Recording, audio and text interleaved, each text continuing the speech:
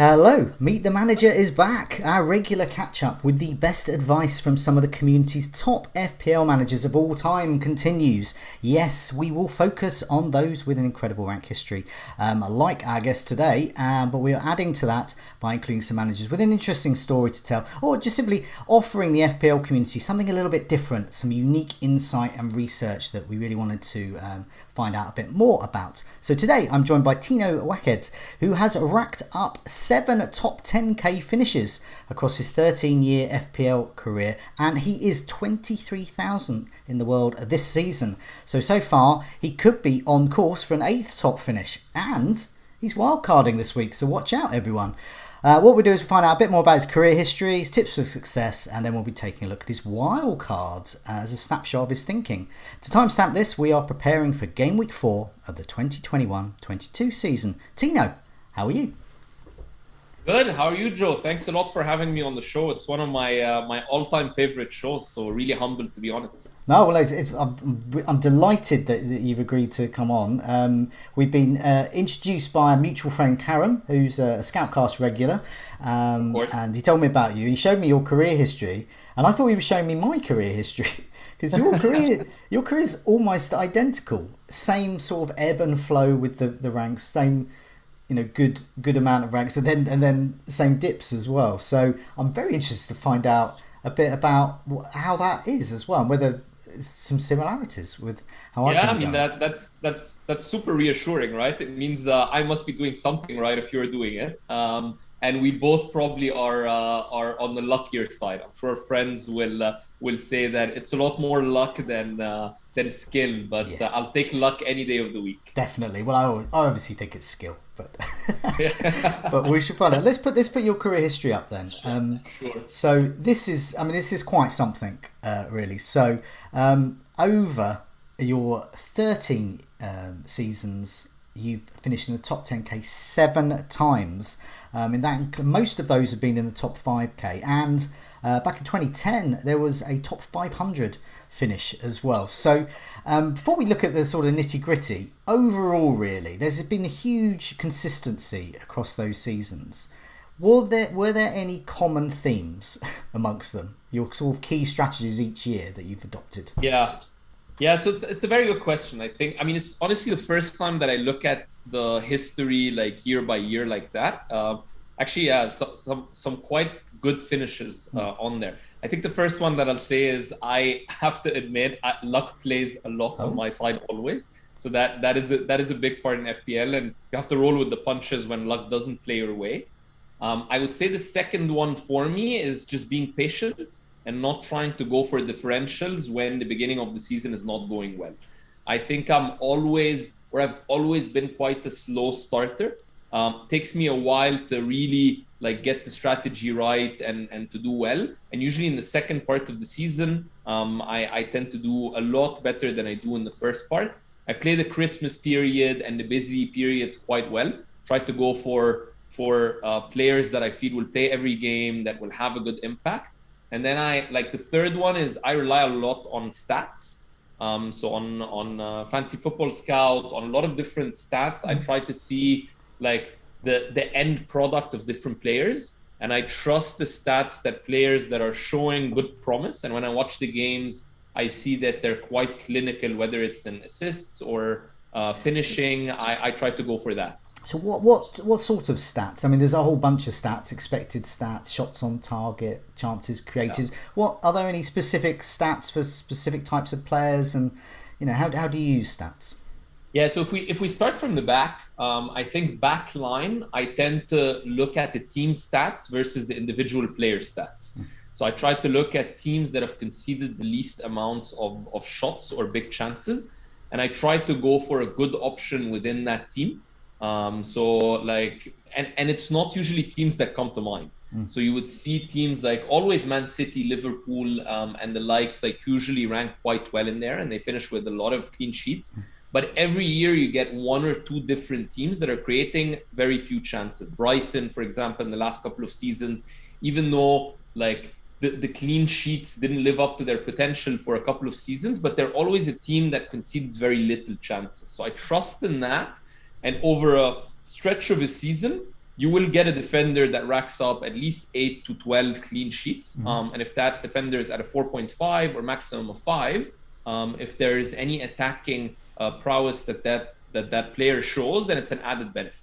So in the back, I tried to look for chances conceded. Now, in the midfield and the strikers, I look at like the chances created, big chances created for assist potential, and definitely shots on target and big chances and the conversion rates. And I think the conversion rate specifically is an important point, because like I've been bitten by that before, like multiple times, where you see a player that's taken a lot of shots, like Mitrovic, for example, like a player that would just shoot on sight, but the chances are not big and the conversion rate's very low. So they lose bonus points and they don't end up scoring, and you end up sticking with them because you think they're going to like score next. Versus when you look at a Son playing, I mean, he gets much fewer chances created, but is super clinical. So I think combining these stats with watching, I think has worked well so far. Do you tend to look at, say I tend to look at, say, last 4 weeks, last 6 weeks data, but also bear in mind over a longer period as well? What sort of time scale do you look at with stats? I mean, because you seem to be, like you mentioned, my team Brighton there, and it's that seemed to be an attitude that developed over a season or two, really, worth of stats. Yeah, so in goalkeepers and defenders, I look at home and away form, and I look at a longer period, because it's very rare to see a team that just develops a consistent system of play that lets opponents have less or more chance. So in terms of the back line, I try to look for a longer period. I think up front, it's a lot of it is based on form. So if you see a player hitting form, first thing I look at is that happening? Is that a freak like situation where a player took 4 shots and scored 3 goals? Is it penalties, or is it consistently that person's in the box having big chances, and the position of that player is great? So I look at 4 to 6 weeks max when I look at midfielders and attackers. Okay. Looking at things like expected stats. So a lot of things you've described to me are what goes into expected stats, but do you pay much attention to them, or do you essentially you've already done that work in your head already because you're looking at the other stats? I don't do it. So I don't look at the expected goals, expected assists, but in a way, like in my mind, I'm trying to calculate it, not as quantitatively, but I think just looking at the numbers and seeing what is the conversion rate, like who's top in terms of attempts, big chances, all of that. So it translates probably to the same thing. And I think the important part, and that's why, like, when you look at the last 2 season finishes, I didn't finish quite high, is that I didn't really watch the game, like all the games that much last couple of years. Specifically, like after the COVID break, that month and a half where there was a game every day, I just couldn't keep up. So I didn't really know, like, I didn't marry the stats to the eye test. Right. And I think this is where it's super important when you see stats, is to watch the games, know how the player plays, see the positions, because sometimes a blocked shot is not seen as a positive stat, but a blocked shot like Lukaku's in Liverpool, like if Van Dijk wasn't there, that's a goal. And that's everyone flocking to get Lukaku, right? So it's like the eye test is quite important as well. You mentioned about looking at home and away form as well, because that can be quite, particularly with some of the more mid-table or lower sides, they can be quite good at home but very poor away as well. But has the last 2 years with COVID and the lack of fans, has that impacted on the way? Because that's your style, to look at home and away, and we haven't really had home and away. There's been no fans. Yeah, I mean, initially I was a bit naive, thinking that even without fans, like players playing on the same stadium like every other week would get more used to it. But if you look at the clean sheet stats, like I think prior to 2019, like it was like a 59% or a 60% chance of a home team getting a clean sheet. During COVID, it was just like there is absolutely no correlation between playing home and away. Now it seems like it's coming back with the fans, so it's great. I probably didn't realize that at all over the 2 years. I was probably too stubborn doing what I do, like usually, and it came around and bit me, right? Like two like worse than 100,000 finishes, which is the worst that I've done like since I started. I know, not bad, but it's only just on the outside of the top 100k, so Yeah. it's not far away from 100k. I mean, I suppose Everton were an example of that. They were a team that caught me out a lot last season. Historically, I've always thought Everton at home, great, great crowd. They do okay, and I did the same thing, and they were absolutely awful at home. So Yeah, I mean, there are players that just don't work for you, right? Like Lucas Digne, Richarlison. Like there are some players that I just feel cursed getting. yeah, Every time I try to get them before a good run of form, and it just doesn't happen. And last year specifically with Everton, it was just super weird. I've never seen a team do that much better away from home than at home. I mean, even Manchester United now, what, 26 or 27 unbeaten away, but still their record at home is quite strong and they perform well at home. So that Everton stat like is just insane. Like yeah, and I attribute a big part to it to COVID. yeah, definitely. You mentioned about sort of being a slow starter. So one thing you do is one of the questions I ask is about attitude to risk, and it sounds like you play safe early on, and then you take the risk to move forward towards the end of the season. Is that a fair gauge? Yeah, I mean that's a fair assessment, and that's why I'm playing my wild card now. Ah. So it's actually a very interesting week to be on the show. Yeah. So I thought a lot about it. The team has been doing well, and I fall in that trap often. Like at the beginning of the season, I get a set of players. I try to give them more time to say that let me wait. I don't want to like lose points on additional transfers in the beginning. And the last two seasons specifically, I think I wild carded like very close to the January deadline. And then as soon as I wild carded, I saw that I have another wild card. So then I was wondering, why did I wait so long to take a gamble? And this year specifically, and I'm sure we'll chat about the team in a bit, but there's so many interesting aspects that are like in different players that are coming in that if you catch one of them early, I think you'll benefit a lot. If you don't catch one of them early, and you end up getting a player that you don't think you got at the right time. It's always, for me, I think a bit better to get a player early than to wait and to get him when everyone else gets him, because you can captain him early. And if you do that, and I did that a couple of years with Kane. I mean, Kane's usually like a non-getter for August, but people wait too long to get Kane in September when he starts scoring. So with Kane, I've always tried to get him in like with a good home game at the beginning of September, and it's usually paid off, and it starts to go better, and people start to get him later on. He becomes template, and you don't gain that much by having him. No, that's it. I mean, he's a player like that, and I guess we're seeing that with, say, Ronaldo at the moment, where there's players that they can hover around the sort of 10, 15, 20% ownership, so you're getting that benefit even if they're captained.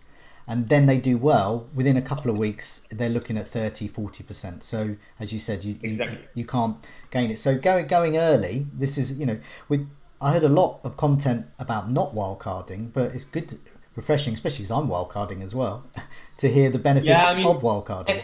I mean, the pressure that you hear people talking about and talking in the different forums and different websites and shows, like, hey, like the best thing to do is to wildcard game week 6 because this is when something happens. I don't think there's a best time to wildcard. I think it's probably more gut than the state of the team. I felt that there were some players like Tsimikas, he was not going to play again. I had Barnes, who was a hopeless case. Like, I just didn't see him bouncing back from the first 3 weeks. I saw Ronaldo coming in. I watched a couple of games. Like, I'm an Arsenal fan. I watched the Chelsea game. And when that game finished, I was like, I need to get Lukaku in.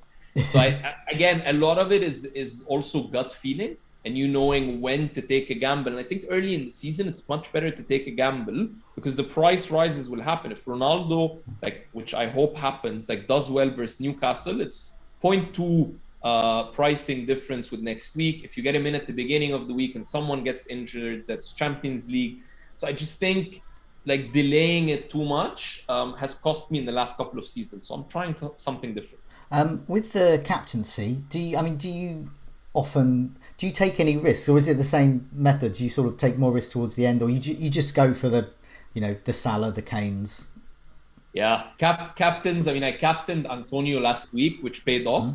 But it's honestly one of the only times where I've captained a sub 8 price player. I mean, maybe Clint Dempsey back in the day, and like there were some like good bargains that were Yeah. quite interesting to captain at certain times. But I think if you have a Salah or a Fernandes to an extent, a Ronaldo, someone who will take at least like 6, 7 shots a game. The team will dominate possession, and you know they'll get a couple of good looks. I think it's a bit too risky to captain someone where like you feel that if the game doesn't start well, the team will not react well, and yeah. So I trust more, not necessarily a premium, but a good player on a good team that will take big chances on goal. And I've never, I think, captain a defender ever. Okay, So that's good. yeah. I've twice in my time. Leighton How did that Baines. work out? Leighton Baines, I think he got me 6 points, so it sort of Okay. worked out. And Shane Yeah. Duffy, and that didn't work out. So Yeah, I mean the challenging thing with captaining a defender is that you're frightened the entire game. Yeah. Trying like watching the game, you're like every time the opponent has the ball, you're like frightened that they score. Yeah. It's much more fun to watch a player try and score. yeah, definitely. In terms of the formations you use, now I like 3-4-3 and 3-5-2 if I can find a playing striker at 4.5. But what about you? Do you have a particular favoured formation, or you're quite flexible? Yeah, so I mean I've never gone five at the back in a lineup, I think ever. I think I very rarely go with four at the back. I think switching between a five in the middle and a three up top differs year by year based on like who are the options that you have. So I think everyone this season, in a way, or most people this season started with two up top. I think some people started with Ings, Antonio, and Dominic Calvert-Lewin, and it has been working well. But I think over the next period, like the three up top will probably be the big thing. You have too many options up front. Yeah. The players getting bonuses or like BPS points for scoring a goal. Attackers get more, and attackers will, like, you have the Ronaldos, the Kanes, Lukaku's. Like, you have so many different options up top, and it feels like it's a wasted. Yes, granted, most of them are quite expensive, but it feels like three up top is probably the way to go. The question for me, and that's what I'm thinking through the wild card: do I go three in the middle and go very heavy up top, which I haven't done before? I've never had two 4.5 minutes, or do I go with a slightly cheaper forward and I play a 3-4-3? Yeah, I mean, I've in the past I've gone for it's a particular type of midfielder that I always call the key to a wild card. It unlocks the others, and it's the player I always wait for. It's that 5.5 million midfielder that I can play as my fourth midfielder. I can get a 4.5 midfielder in and bench them, and essentially I can go three, I can go four. But there are players, I think in the past, say Fraser at Bournemouth has been a good example. Mahrez is probably the most exciting.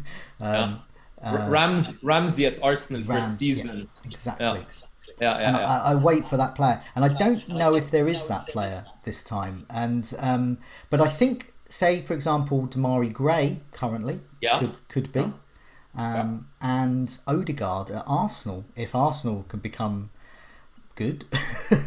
Yeah, I mean, let's see about Arsenal. I think this year, I don't know if intentionally or not, but a lot of these options that should have been at 5.5 are at 6. Yeah. Like Benrahma, Trincao, Traore, like a lot of players really haven't scored well last year, but they're at 6 for some odd reason. So I did feel like that bracket of midfielders that's usually at a 5.5, this year is sitting at a 6. Even the Mari Gray coming in at 5.5, you can argue is quite high to what was expected of him. So I think this year the 5.5 bracket hasn't been doing, at least, hasn't been doing very well. That's why I'm thinking, like, is it worth like sticking to a 6, and which is a 1.5 difference from a 4.5, or like pushing someone to a Lukaku up top, or just trying to go for a 4 or a 4.5 in the back and playing that person week in, week out.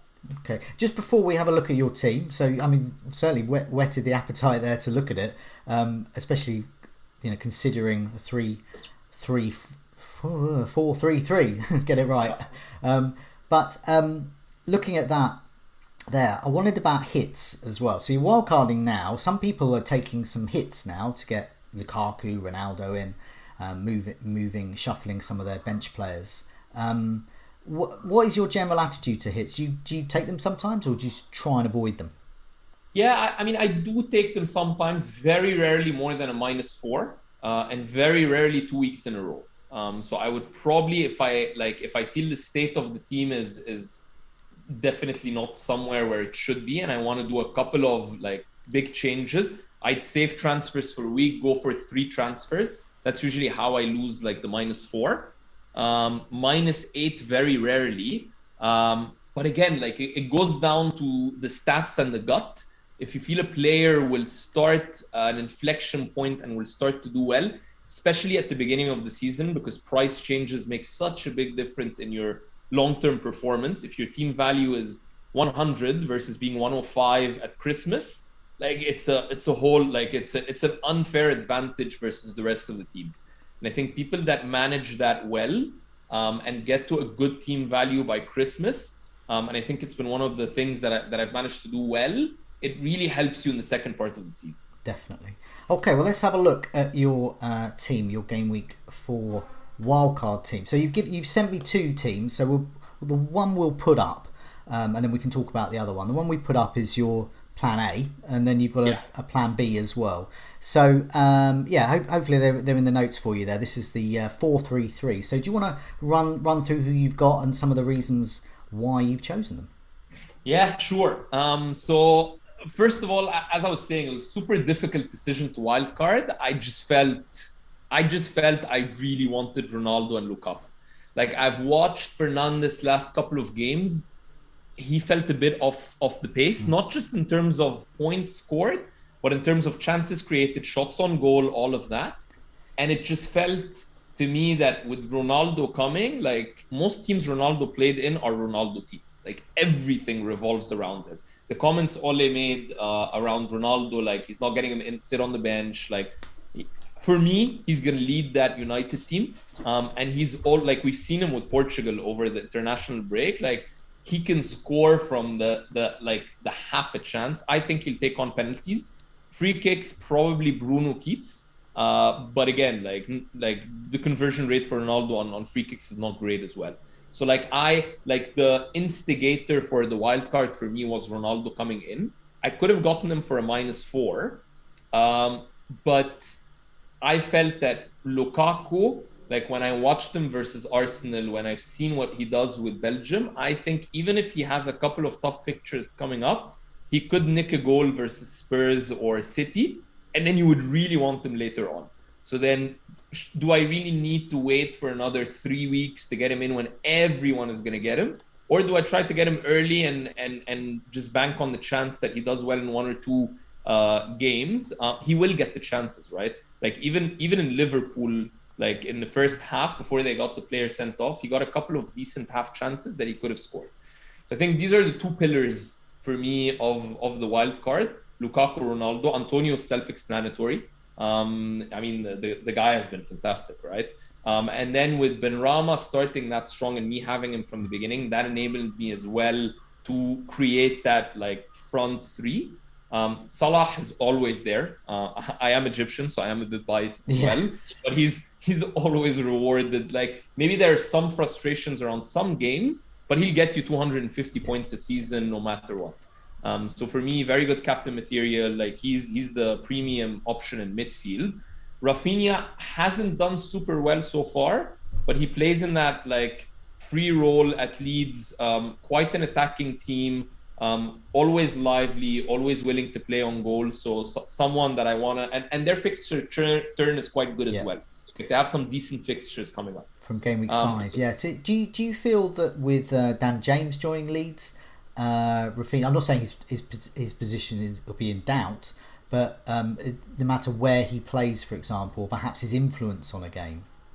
Yeah, I mean, I think Harrison might be the one that sacrifices a bit more. I think maybe he puts Dan James at right back. Like, I don't think Dan James comes in and threatens Rafinha a lot. I think maybe Rodrigo rests. Like, I think Rafinha having that number 10 number, I mean, going to the Brazilian national team now, like I think he's made the team a bit more his own. His link-up play is quite good as well with Bamford. So I mean, I'll keep trusting him as long as he keeps playing most of the games and keeps the shooting on goal and keeps getting into dangerous positions. With your back line, so you've got four at the back as well. Alexander Arnold, I don't think we need to dwell on that too much. You explained your reasoning about chance creation. But is there anything else you wanted to add about Alexander Arnold, or is he just No, a I mean lock? he's a midfielder that plays as a like for me, like he operates as a midfielder with chances created, free kicks, corner kicks. Like he's honestly a steal at 7.5. So he's in my team unless he's injured. Then Diaz is one that, like for me, when I started the season, I said, who's a season keeper? Who's someone that's going to rack in a lot of points? He's week in, week out in that Manchester City lineup. Yeah. They are the team that for probably the past couple of years has had the least chances on target of any team. We've seen him now with an assist, like he gets the odd bonus point. He goes up in corners, so I'm hoping for a good season for him. He's a set and forget option for me, so I'm just leaving him in there for now. Now, Ben White, a good defender at Leeds and at Brighton. Arsenal, we don't really know. He's only had a game and then he got COVID. Yeah. But why is White in there? Yeah, so I mean, I am a huge Arsenal fan, right? It doesn't have an influence over my selection, but I really believe the last season Arsenal defense was quite strong. And the first 3 games of this season, like the entire team was nearly injured. Not saying Arsenal will have a good finish, but when Gabriel comes back, we play 3 at the back, a three center back partnership. I think the team will get stronger. The run of fixtures that's coming up is quite decent as well. I originally had Tottenham defender Sanchez in there. I didn't catch the dire price increase. They have Romero coming in. I don't know where he plays. I had Cody in there for a while. Not a very exciting option. So I do think White is now at 4.4. Maybe even gets to 4.3 by the deadline. I'm not sure.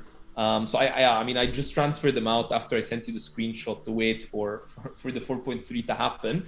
But I think he's probably a steal at 4.3, 4.4 if Arsenal can turn things around. Now you've also got this is where some people might look at this team and go, you've got Ben White and you've got Shane Duffy, who will be competing for a place in the Brighton backline. Plus there's Williams there, who is the 4.0 Norwich option. So I think Williams is safe. We think. Duffy might not be, but they are all good options. Is that what you? Is this a rare example of a risk for you? Yeah, I mean, honestly, the 2 risks in there are White and Duffy. So for me, Duffy, it was 8 shots on target in the first 3 games. They have conceded goals, but they did look quite good. Like I didn't feel in any of the games that they were overrun.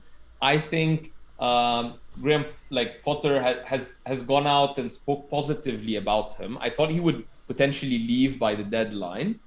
He didn't. I am taking a gamble that he keeps his place. If he keeps his place, I think he's going to score maybe 5-6 goals this season. He's super dangerous in all the crosses. And I do really trust the Brighton backline, hence the double Sanchez and Duffy.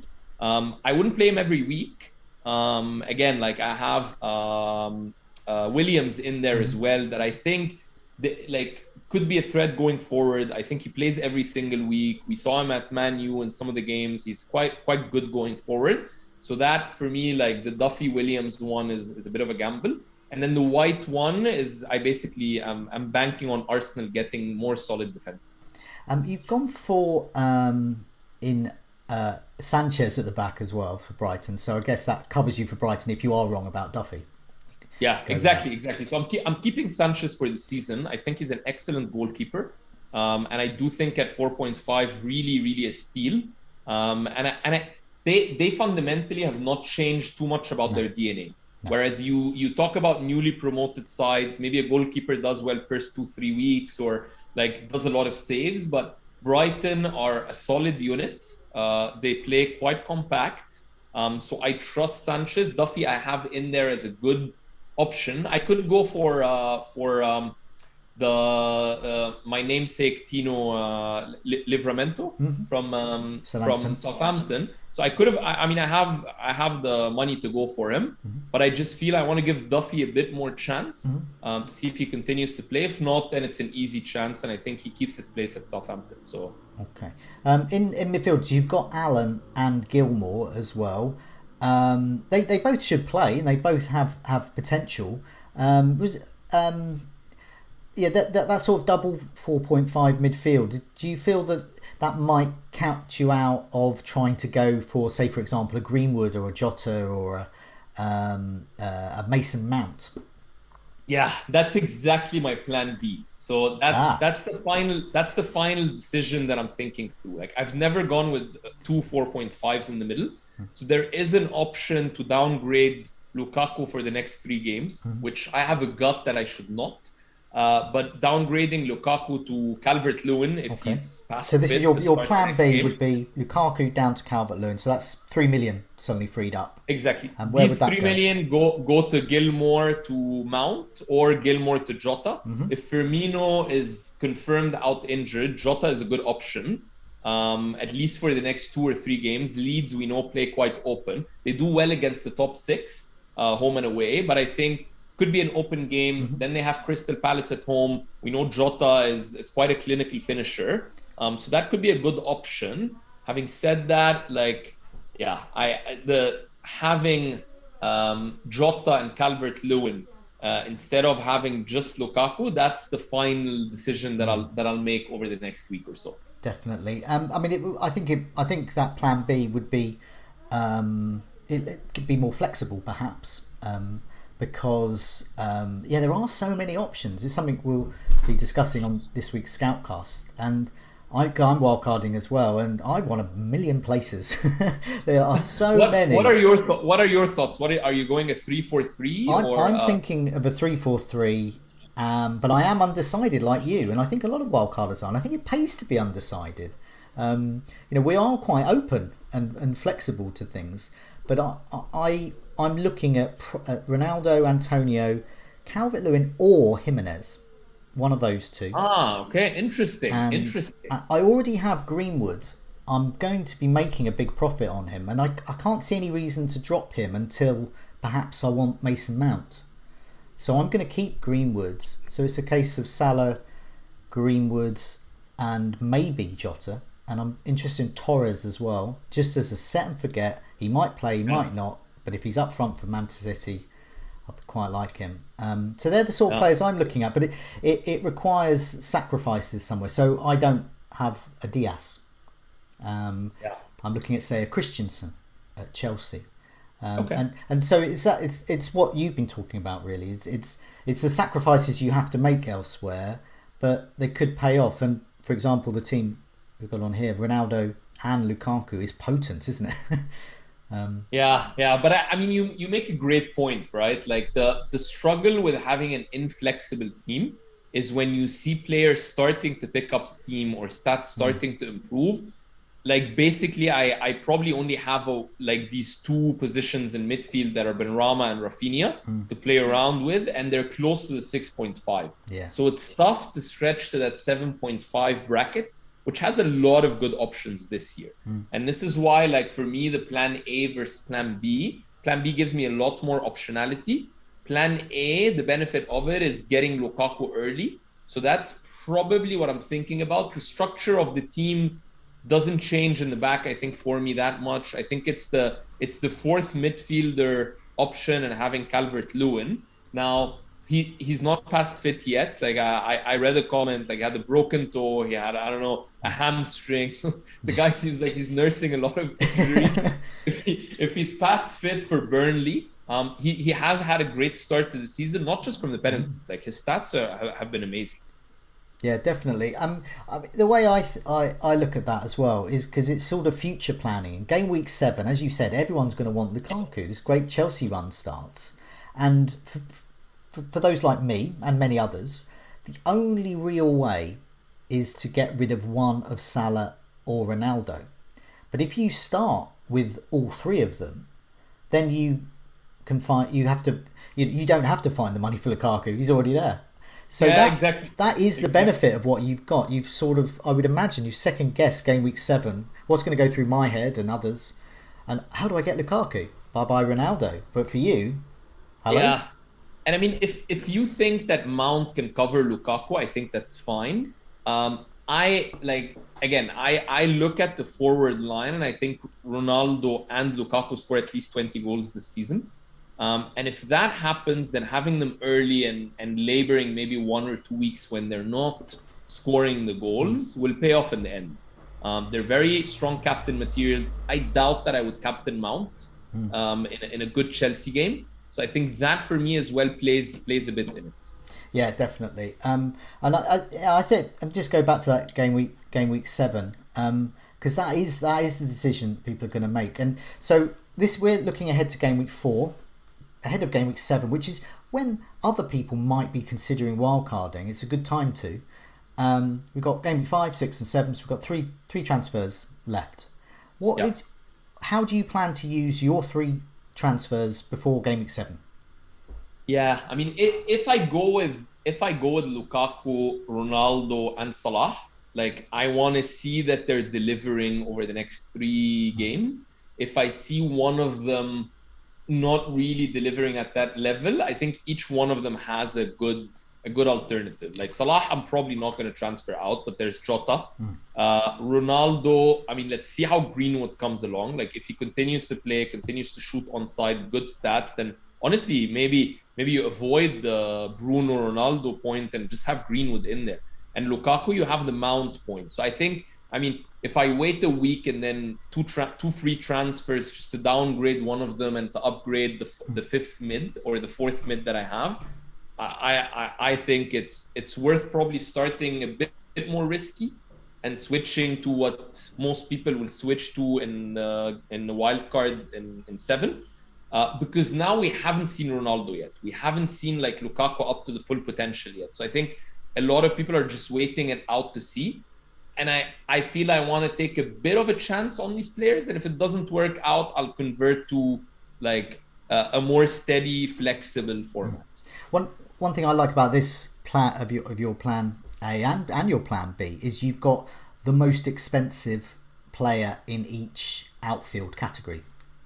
Alexander-Arnold, Salah, Ronaldo, or could be Kane. Yeah. And therefore that is really flexible. So even though you were saying plan B is perhaps more flexible, plan A is still flexible because ultimately there is still Salah, Ronaldo and Alexander-Arnold. They can be moved if needs be. Yeah, exactly. And I think that, I mean, for me, those 3 players specifically, like will all get even above 200 points. Like I think maybe Trent gets something like 170, 180, hopefully again if he's injury free for the season. But he could and I was bitten by that in the game where he scored and assisted 4 times. Like he had a bit of a bad run beforehand, versus like before that Leicester game. I transferred him out. He got 24 points. The game ended. I transferred him in and I said, sorry, Trent, never again. Yeah. I'm never transferring you out again. Definitely. There is one team that's admitted here, Wolves.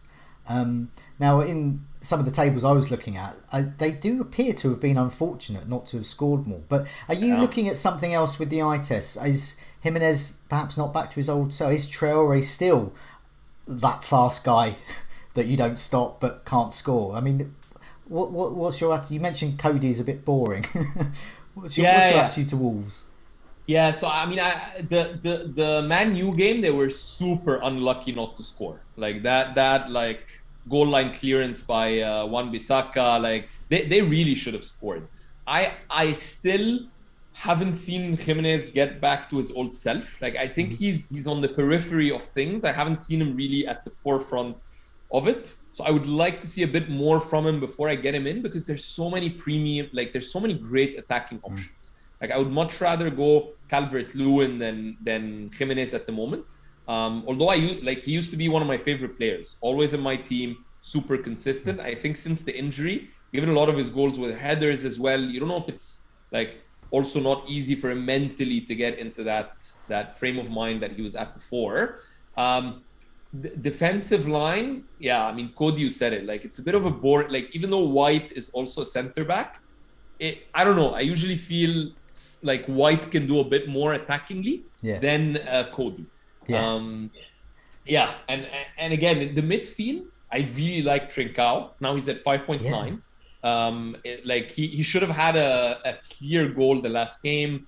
Does take on opponents, does attack, but that's the option I was considering instead of Rafinha. Like when I was thinking about Rafinha, if the fixtures had turned quite bad on Rafinha, Dan James was coming in, and he hasn't really performed in the first 3 weeks, I would have said probably Traore out of the three. Like, he looked lethal against United. The end product is still not fully there, but it feels like this year it's a matter of time until he starts scoring. Like, he's playing most of the games now. Usually he used to either come in as a sub or just do 65 minutes. I think he's going to grow into that team a lot more this year than years before. So he's one of the best, I think, 6.0 price options. I guess an escape route for Ben Rama and Rafinha as well. 100%. Yeah. 100%. So good fixtures there. Just looking back, on your career in general, and also looking ahead to your Gameweek 4 wildcard, is there anything else you wanted to add, really, that you felt that we haven't spoken about so far? No, just no, I thought it was a great conversation. It's great to see that I mirror some of your finishes. I would just probably tell my friends and co-workers that a lot of it is probably skill, not just luck. Yes, it's skill. They make fun of me all the time that I'm the luckiest person on earth. Yeah.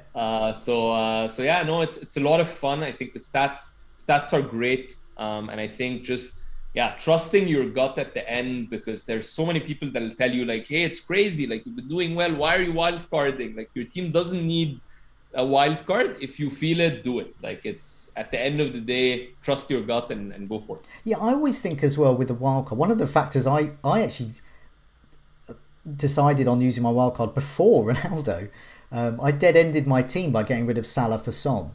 And one of the reasons is that I wanted to use it now because I don't really like the chips and I don't really like the wild card.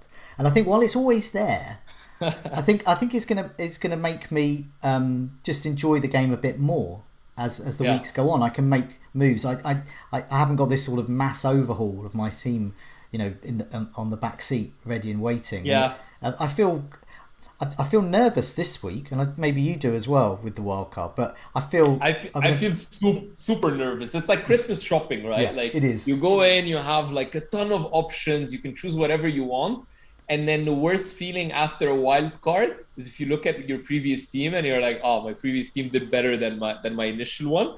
But then the thing with the wild card is that you need to think long term. Yeah. Not just like try to get players for the next 2 or 3. And that's what I was thinking with Lukaku a bit as well. Like, he's a player I really want for the entire season.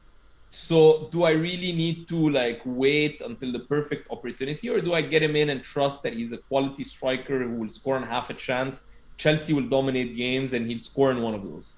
So that's, but I agree with you. Like, I don't like the chips that much. Triple captain has never worked for me, I think. Never. Like, I've always played it at the wrong time with the wrong player, whether Mane gets injured or like, it's just been terrible. I've only had one where it's worked, and I think it wasn't that amazing. It was Payet when he was at West Ham. I got 7 points, so it was 21. Yeah. But that was the highest I've ever got with a triple captain.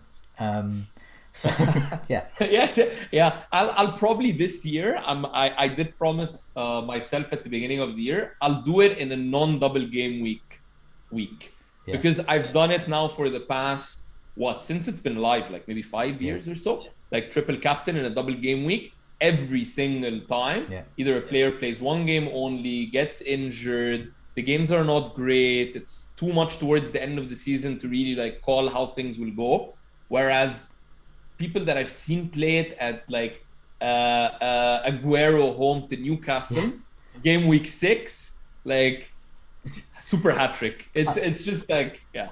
I think wasn't there one where Wijnaldum, when he was at have I got this muddled up? When he was at Newcastle and he scored 4 goals, improbably.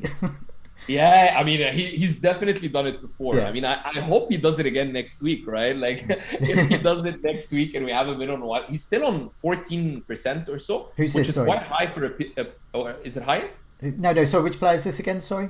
Ronaldo. Oh, Ronaldo. Sorry, I was talking about Wijnaldum, Ah, which Wijnaldum. is Yeah, I mean, the. But yeah, no, that was the oddest single captaincy, triple captaincy in a single game week I ever saw pay off. But no, you're yeah, right yeah, about yeah. Ronaldo. That must be one of his relatives, probably. Ronaldo this week rested.